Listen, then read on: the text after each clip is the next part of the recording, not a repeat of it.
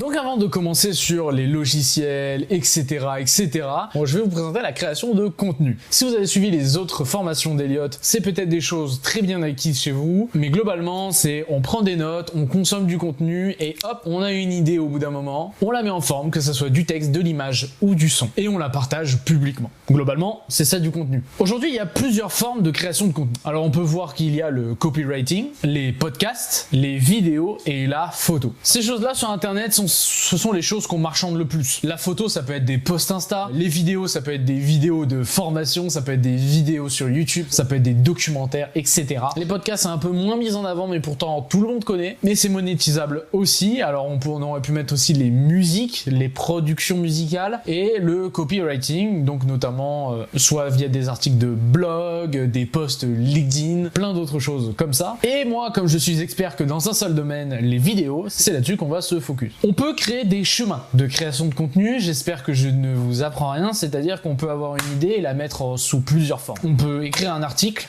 cet article peut devenir un script de vidéo. Cette vidéo peut être tournée, montée et ensuite publiée. Et même quand elle est publiée sous forme de vidéo, on pourrait aussi la publier sous forme d'audio, sous forme de podcast. Et il y a d'autres chemins possibles comme ça. On peut faire du podcast à la vidéo, c'est-à-dire on s'est enregistré en podcast et on peut l'upload sur YouTube avec des caméras qui nous ont filmé soit pendant le podcast, soit en créant des animations, etc., etc. Et on peut même mélanger tout ça. Globalement, tous ces supports se mélangent et globalement, tout est monétisable. Et le mieux pour un créateur de contenu, c'est de toucher à tout. Sauf que le problème de toucher à tout, c'est qu'il y a beaucoup de choses à faire. Beaucoup de choses à faire. Alors évidemment, il y a de l'optimisation qui peut se créer. Comme je vous ai dit, les articles peuvent devenir des scripts de vidéos, les vidéos peuvent devenir des podcasts. Et on peut publier sur plusieurs plateformes en même temps. Si on prend l'exemple des TikTok, des Shorts ou des Reels, comme vous voulez l'appeler, globalement, ça se poste sur plusieurs plateformes différentes. On peut poster sur Instagram, YouTube, TikTok évidemment pour les plus connus, mais on peut même poster sur Snapchat. Rien ne nous empêche de poster aussi sur Twitter, même si ce n'est pas forcément super bien adapté. Et le format vertical est prédominant chez la plupart de ces plateformes. On regarde beaucoup de vidéos verticales sur mobile parce que c'est super adapté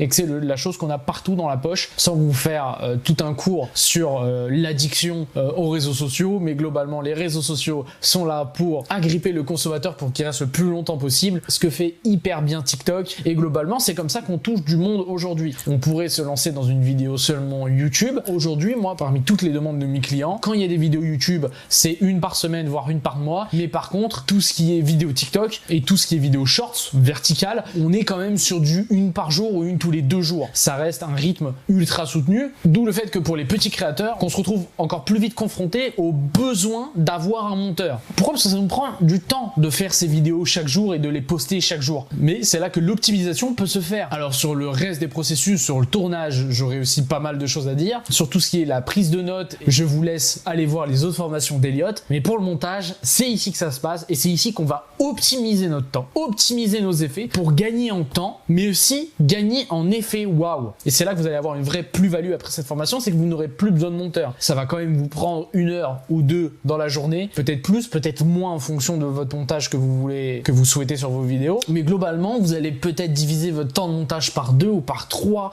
voire 4, en fonction de quel niveau vous vous situez actuellement. Donc dans cette formation, on va focus le format vertical, parce que c'est là où il faut savoir le plus de choses. Globalement, si on doit comparer le format vertical et horizontal, le vertical a beaucoup de défauts comparé à l'horizontal. On est sur un cadre beaucoup plus restreint. La seule avantage que ça a, c'est que ça peut aller sur les téléphones très facilement. Donc, tout ce que je vais vous apprendre sur le format vertical, avec les contraintes du vertical, dites-vous que sur l'horizontal, vous aurez certaines contraintes en moins, mais vous n'en aurez pas de nouvelles. Quel logiciel je vais utiliser dans cette formation et quel logiciel vous devrez choisir pour le montage vidéo? Ça, c'est le sujet de la vidéo qui suit. Alors, à tout de suite.